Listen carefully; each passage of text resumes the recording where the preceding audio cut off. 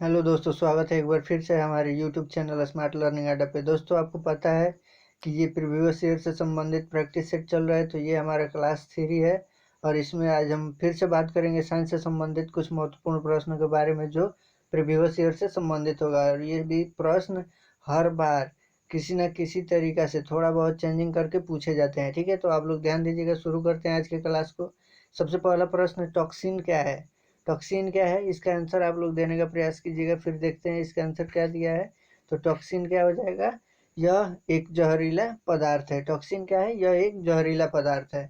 अब यहाँ पे हम बात कर रहे हैं टॉक्सिन के बारे में। तो टॉक्सिन के बारे में आप लोग थोड़ा सा जान लीजिए कि लीवर में टॉक्सिन जब जमा हो जाता है, लोग कहते हैं कि हम मोटे हो गए हैं, मोटे हो गए हैं। टॉक्सिन के जमा होने के कारण ही शरीर में मोटापा होता है। ठीक है, यानी अगर कोई व्यक्ति मोटा हो रहा है, इसका मतलब उसके शरीर में, उसके लीवर में टॉक्सिन एकत्रित हो रहा है, यानी इकट्ठा हो रहा है, जमा हो रहा है। ठीक है, तो टॉक्सिन के कारण ही व्यक्ति मोटा होने लगता है और लीवर जो है वो धीमी गति से कार्य करने लगता है। ठीक है, तो ये आप लोगों को समझ में आ गया होगा कि टॉक्सिन क्या है और ये कैसे हमारे लीवर को हानि पहुंचाता है। ठीक है, अगला प्रश्न देखते हैं।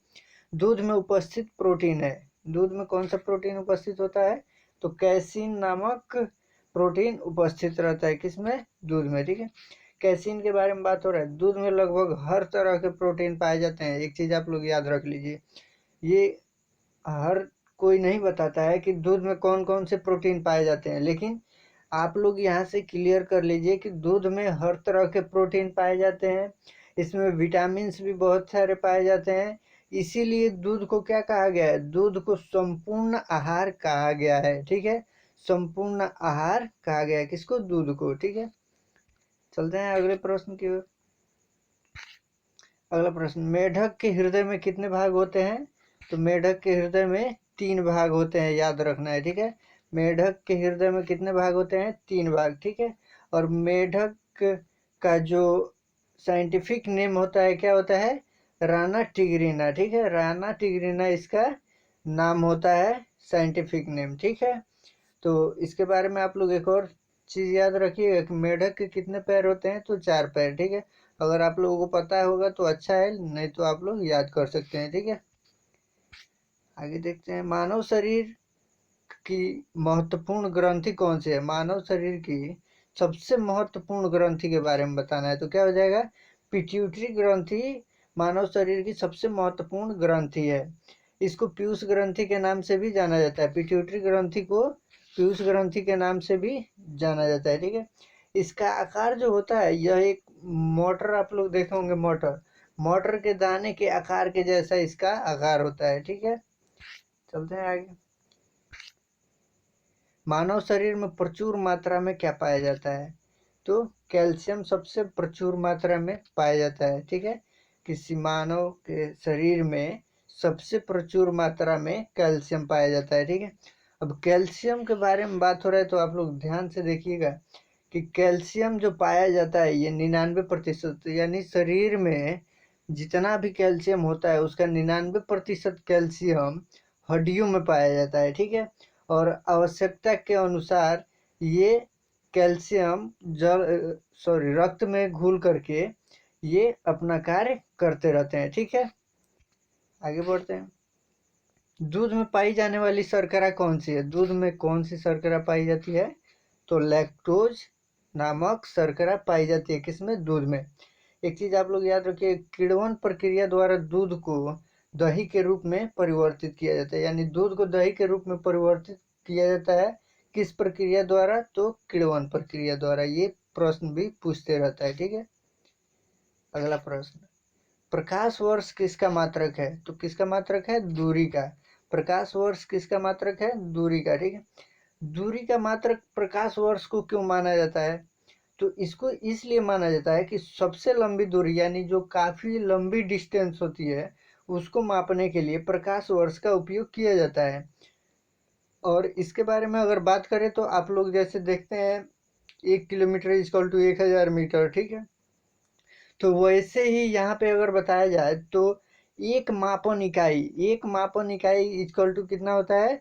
तो 95 खरब किलोमीटर होता है, ठीक है, प्रकाश वर्ष से कन्वर्ट किया जाता है तो, ठीक है। आगे बढ़ते हैं। कपड़ा सुखाने तथा दूध से मक्खन निकालने वाली मशीन कार्य करती है, किस सिद्धांत पे कार्य करती है इसके बारे में बताना है। तो आंसर देखिए आप लोग, अपकेंद्रीय बल के सिद्धांत पे कार्य करती है।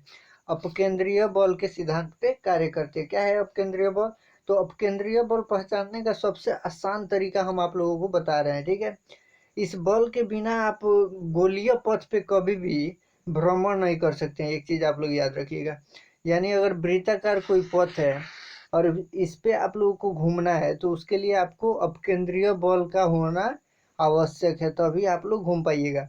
अगर आप लोगों ने वॉशिंग मशीन देखा होगा या फिर कपड़ा सुखाने का मशीन आप लोग देखे होंगे, या दूध से मक्खन निकालने के टाइम पे आप अगर आप लोगों ने देखा होगा घरों पे भी, तो क्या किया जाता है, गोल गोल उसका मशीन घुमाया जाता है, ठीक है। यानी अगर आप देखिए कपड़ा सुखाने वाला मशीन उसमें गोल गोल घूमता है, तो उसके लिए आपको वृत्ताकार पथ की आवश्यकता होती है, और वृत्ताकार पथ रहेगा तभी अपकेंद्रीय बल की आवश्यकता भी होगी, ठीक है। तो जैसे ही अपकेंद्रीय बल ऑप्शन में आए तो गोल गोल आप लोग मशीन पे आप लोग यहाँ पे दिमाग लगा सकते हैं कि हाँ ये मशीन गोल घूमता है कि नहीं घूमता है, ठीक है। आई होप आप लोगों को समझ में आ गया होगा। चलते हैं अगले क्वेश्चन की ओर। एक अश्व शक्ति बराबर कितना होता है? तो क्या हो जाएगा, 746 वाट के बराबर होता है एक अश्व शक्ति, ठीक है। अगला प्रश्न, इंद्रधनुष के बीच का रंग कैसा होता है? इंद्रधनुष के बीच का रंग कैसा होता है बताना है, हरा होता है, ठीक है। अब एक प्रश्न बनता है कि इंद्रधनुष बनता कहाँ है, ठीक है। तो ये आप लोगों को हम बता देते हैं कि इंद्रधनुष जो बनता है वो सूर्य के ठीक विपरीत दिशा में बनता है, ठीक है। अपोजिट दिशा में क्या बनता है, इंद्रधनुष, ठीक है। अगला प्रश्न, रेटिना पर बना प्रतिबिंब कैसा प्रतीत होता है? तो वास्तविक, उल्टा तथा वस्तु से छोटा प्रतीत होता है, ठीक है। विद्युत फ्यूज का मिश्रण होता है, विद्युत फ्यूज जो होता है जो घरों में यूज किया जाता है वो किसका मिश्रण होता है, कौन कौन से धातु का? तो यहाँ पे देख लीजिएगा आप लोग, तांबा, टीन तथा सीसा, ये तीनों ऑप्शन में दे देता है, या फिर केवल दो ऑप्शन में दे देगा, टीन तथा सीसा। तो आप लोगों को कन्फ्यूजन दूर रखना है, तीनों याद करके, अगर तीनों दिया है तो तीनों को मारेंगे, और नहीं दिया है तो टीन तथा सीसा अवश्य दिया रहेगा, ठीक है। डाउट क्लियर रखिएगा। अगला प्रश्न देखते हैं, अंतरिक्ष यात्री को अंतरिक्ष काला क्यों दिखाई देता है? क्यों काला दिखाई देता है? तो प्रकीर्णन के कारण दिखाई देता है आकाश का रंग काला, ठीक है, अंतरिक्ष यात्री को। अगला प्रश्न, समुद्र का जल नीला दिखाई देता है कैसे? कैसे नीला दिखाई देता है? तो प्रकाश के प्रकीर्णन के कारण समुद्र का जल नीला दिखाई देता है, ठीक है। तारों के टिमटिमाने का कारण क्या है? तारे जो टिमटिमाते हैं उसका कारण क्या है? तो इसका आंसर क्या हो जाएगा, प्रकाश का जब अपवर्तन होता है तब क्या होता है, तारे टिमटिमाते हुए नजर हमें आते हैं। शरीर में मांसपेशियों की संख्या कितनी होती है? तो शरीर में जो मांसपेशियों की संख्या है ये लगभग 639 बताया जाता है, ठीक है। इसका परफेक्ट और सही आंकड़ा हमें नहीं मिलता है, लगभग में मिलता है 639, ठीक है।